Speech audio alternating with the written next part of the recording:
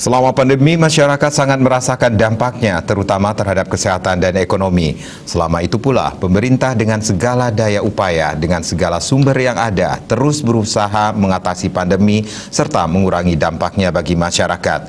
Diharapkan seluruh masyarakat tetap optimis supaya pandemi ini bisa diatasi.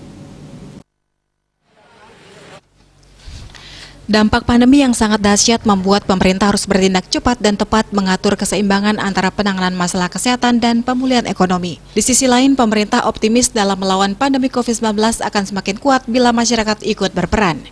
Pembatasan aktivitas, terutama kegiatan perekonomian, bisa saja dilonggarkan asal masyarakat benar-benar disiplin dalam menjalankan protokol kesehatan, terutama memakai masker, menjaga jarak, dan selalu mencuci tangan dengan sabun di air mengalir, dan tidak ada lagi masyarakat yang menganggap remeh bahaya COVID-19. Bupati Bangli Sang Nyoman Sedana Arta mengatakan, meskipun kondisi di masa pandemi tidak menentu, masyarakat harus memiliki rasa optimis, karena dengan tekad dan gotong royong yang baik, dari seluruh lapisan musibah ini akan bisa diatasi. Bangli yang merupakan daerah sebagian besar bergerak di pertanian, keadaan ini tidak menyurutkan semangat masyarakat agar terus melestarikan pertanian.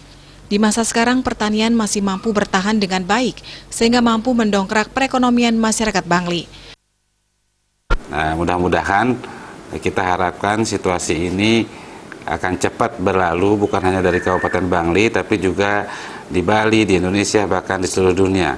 Harapan kita adalah bagaimana vaksin yang sudah kita lakukan di banyak tempat ini juga bisa memberikan herd immunity kepada seluruh masyarakat Kabupaten Bangli. Dan tentu kita selaku pemerintah terus mengajak warga masyarakat untuk jangan putus asa. Kita adalah orang-orang yang kuat, kita harus optimis, kita bersama-sama bisa bangkit dan melewati masa-masa sulit ini.